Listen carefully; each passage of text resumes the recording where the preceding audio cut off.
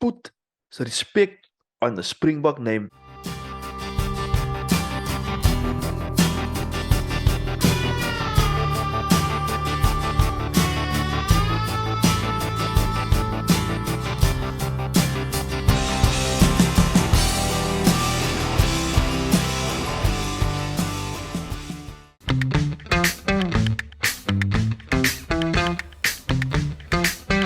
So the Springboks became the first country to win 4 Rugby World Cups, and they did this in playing in only 8 Rugby World Cup tournaments.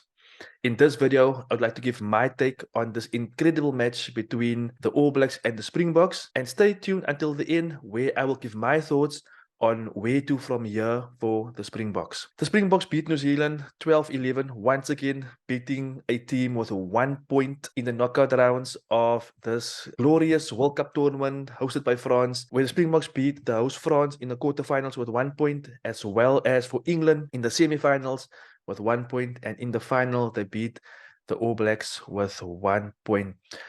So before I jump into this video, let me first start off by saying, firstly, congrats to All Blacks for putting on a great performance against the Springboks in this final. The All Blacks, they are a magnificent team. To play most of this game with only 14 men, it was really remarkable to play with 14 men, and I felt that the All Blacks going down with 14 men, that galvanized the team. So the disrespect shown by the Northern Hemisphere teams during the lead up to this World Cup, hopefully this performance by the All Blacks and the fact that they reached the final has put these Northern Hemisphere fans and pundits on notice. You can never ever disrespect an All Blacks team at the Rugby World Cup. Never ever. So my take on the Springboks. Early in the game, in the first 3 minutes, Bongi Nomanambi got injured when Shannon Frizzell had him in a headlock, and Bongi's knee got stuck under Frizzell and he got injured and was taken off within the first 3 minutes. In the opening stanza of this match, the Springboks began the game so strong that they went up 6-0 early in the first half. Now the All Blacks, you could see that the Springboks, they were targeting the All Blacks lineout initially, and Cody Taylor, he looked very nervous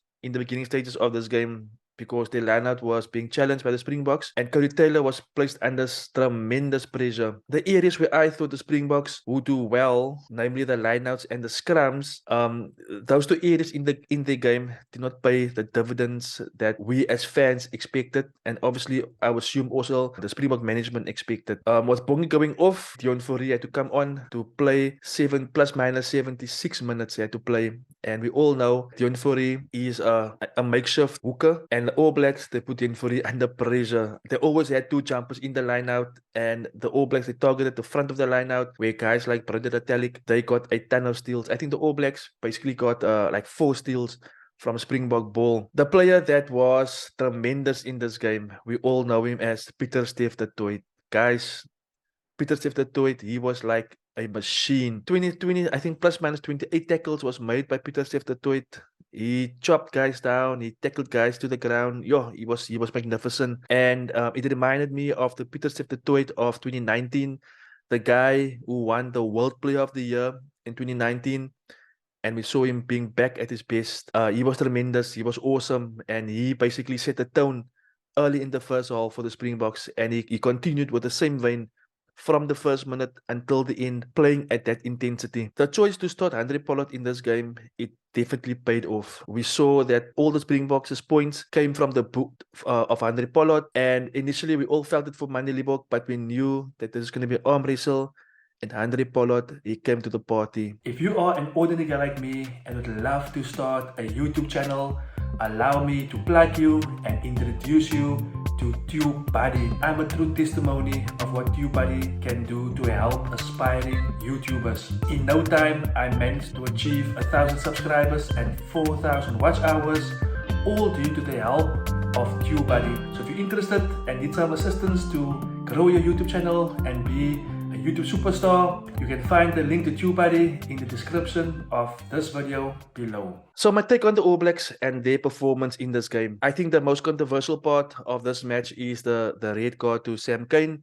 In my opinion, I think that red card is justified. Whenever a person's shoulder goes against another player's head, and we saw that the precedent has been set in this World Cup, we saw that a standard has been set in this World Cup concerning head collisions. And for me, the red card to Sam Cane was justified, and the only had is himself to blame for this. So this red card, it really galvanized the All Blacks, and you could see the All Blacks looked much stronger and more focused after receiving that red card. In the second half, the All Blacks had a nice platform to work from, and this platform they used was the line out. The Springboks really, in the second half, attempted to challenge the All Black line out, and this caused them to have a platform to attack from and place the Springboks under severe pressure. The All Blacks, they managed to contain the much spoken about bomb squad. The Springbok scrum was not this penalty generating weapon that we all hope for it will be, and for that all credit must go to the All Blacks for containing the strong Springbok scrum. The All Black fans out there, they must be very proud of their team. If you think about where the All Blacks were before this World Cup, the home up at Twickenham where the All Blacks got a hiding against the Springboks, then coming into the World Cup, the opening game against France, losing that game, we all thought that the All Blacks are dead and dusted. They will be knocked out in the quarterfinals by Ireland. However, they shown that the All Blacks are a team that should not be taken lightly. They shown their pedigree and their mettle, and for that, All Black fans, you should be very proud of the team. I know that the standards for All Black rugby is very high. If the All Black doesn't win a World Cup, it's seen as failure, but I think that the game has moved on from that. We are at a stage now where most teams are on par, and the All Blacks, they came back very strongly in this World Cup, and for that reason, the All Black fans should feel very proud of their team. So where to from here for the Springboks, having won the 2019 Rugby World Cup in 2019, going on to beat the British and Irish Lions in 2021, and then in 2023, winning their second Rugby World Cup in a row.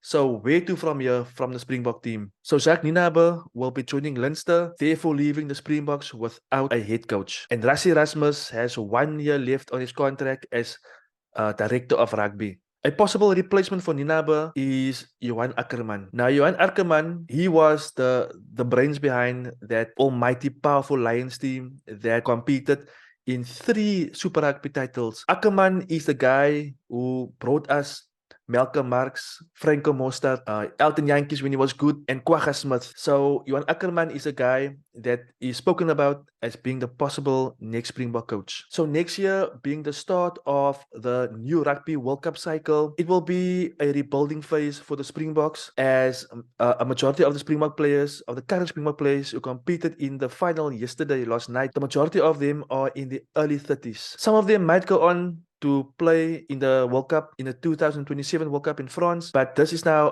an opportunity to blood in youngsters, especially the fact that we all know that the Springboks has a plethora of very good backline players that will be there for the next World Cup. However, I see that what we need is young props coming through. And this will be very good if younger props, but that's in the early to mid-20s, can come through now and just lay the foundation and learn from the guys that's currently there. Learn from a Kitsov, learn from a Frans Malherbe, learn from an Oxenche, and just to take the Springbok game forward. Next year will be a very interesting year for the Springboks, being the rebuilding phase. And I understand that the Springboks will be hosting Ireland for a 3 test match series. And that's going to be a very tough series. But I view this being an opportunity for the Boks to blood new players, especially new forwards, and then take the Springboks from there. So the future looks good for the Springboks, and hopefully we might look at the Springboks as going in there for a 3rd Rugby World Cup title in a row. So people must start respecting the name of the Springboks. Leading up to this World Cup, we had pundits like Clyde Woodward, Matt Williams, journalists like Ben Smith ragging and downgrading and speaking down on the Springbok name. Whenever the Springboks done something innovative, these pundits' response was for World Rugby to change whatever the Springbok is doing. A case in point is the 7-1 split, what we saw. When the Boks came on the 7-1 split against Ireland, guys like Matt Williams, they advocated for World Rugby to change the laws regarding the substitutions. Likewise, with the use of the Springboks using the scrum to generate penalties, these pundits, they actually responded to say that World Rugby must look at the scrum. What are you incentivising? By giving a long arm a penalty where you can take 3 points or kick for touch and take a maul, you are incentivising scrummaging to get the penalty. Look, the South Africa and England are like great tax accountants. They find every loophole and they exploit it brilliantly. That is not good for the global game. I'm inclined to agree with you. Oh my goodness. Wow, okay. So let's get rid of the bomb squad. World Rugby have to make a decision. Do we want the scrum to be the focal point of our game? So rugby can be played in many different ways. The All Blacks, they play rugby a certain way, and we see that the Irish has successfully copied the All Blacks style of playing. However, the Springboks, they play a different style of play. Play a style that speaks to the traditional way of how rugby was played 100 years ago, obviously with a modern twist. So there were actually pundits who didn't want the Springboks to win because their narrative was, if the Springboks win, it will then give other teams a beacon to look at of how rugby can be played. And they don't want that because they view the Springbok style as being negative. But rugby can be played in different ways. If people want to see a nice, free-flowing form of rugby, I would like to point you to the direction of Rugby League or Sevens Rugby. I think that product will suit you better. So what the Springboks have achieved by winning their 4th Rugby World Cup title and by winning 2 Rugby World Cups in a row shows you that the style the Springboks are playing, it's a successful style, it's a winning style, and the style that works. So all these anti-Springbok pundits out there, I would suggest stick to your day job or do something else, but put respect on the Springbok name. Guys, if you have enjoyed this video, please like this video. If you haven't subscribed to my channel, subscribe to my channel, and I'll catch you guys on my next video.